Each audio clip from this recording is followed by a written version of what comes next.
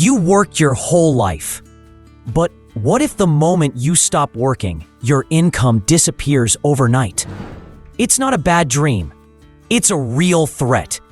And it has a name: the retirement cliff. Today, we're breaking it down and showing you how Social Security could save you from the fall. So what is the retirement cliff exactly? Imagine decades of hard work, steady paychecks, and routine. Then suddenly, retirement hits, and that income? Gone. Pensions are nearly extinct. Most employers no longer offer lifetime health care. You're left with whatever you've saved and Social Security. That's why so many people ask, is Social Security enough? Well, that depends on how and when you use it. Let's clear up one of the biggest misconceptions out there. A lot of people believe Social Security is calculated based on your final few working years, but that's not true. Your benefits are based on your highest 35 years of earnings, not just recent years, not just full-time jobs. Even that part-time job you had back in high school might count. Why? Because Social Security adjusts or indexes your earnings for inflation. So if you made $12,000 in 1980, that could be equivalent to $80,000 today. And that year might actually be one of your top 35. Once your earnings are adjusted, the system calculates an average and then applies a specific formula to determine your monthly benefit, what they call your primary insurance amount.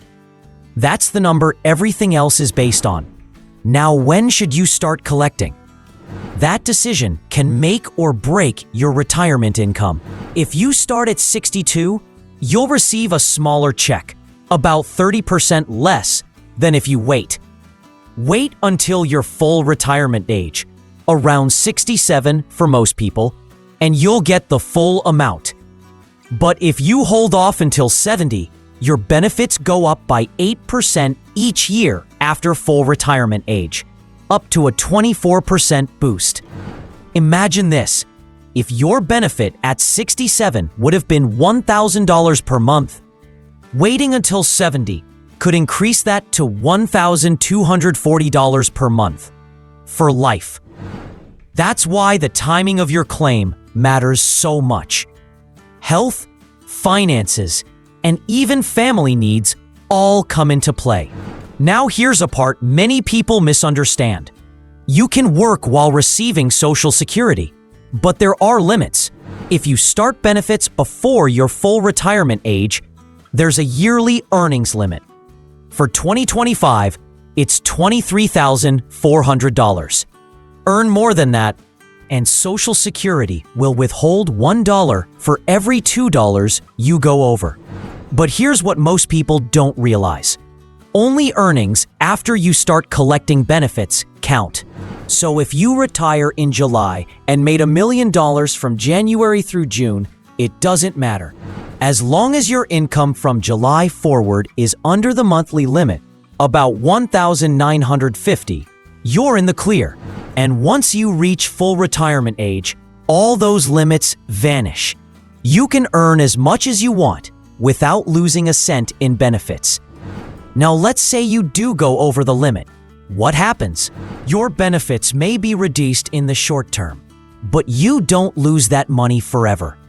Once you hit full retirement age, Social Security will recalculate your benefit. If they held back too much earlier, they'll raise your future payments to make up for it. And if you keep working after retirement, there's even more good news. Let's say you're 75, still working, and have a great earning year. If that year turns out to be one of your top 35, Social Security will automatically drop your lowest year, replace it with the higher one, and increase your monthly benefit. No paperwork, no phone calls. It just happens. So here's the takeaway. Your benefits are based on your top 35 years, not your last job. Early claims mean lower payments, but flexibility. Working while collecting is possible. Just know the income limits. And even in retirement, your benefit can still grow if your earnings are high enough. The retirement cliff is real, but with the right knowledge and timing, you can step off the edge and land on solid financial ground. If you found this video helpful, be sure to subscribe for more no-nonsense guidance on retirement, Social Security, and financial freedom.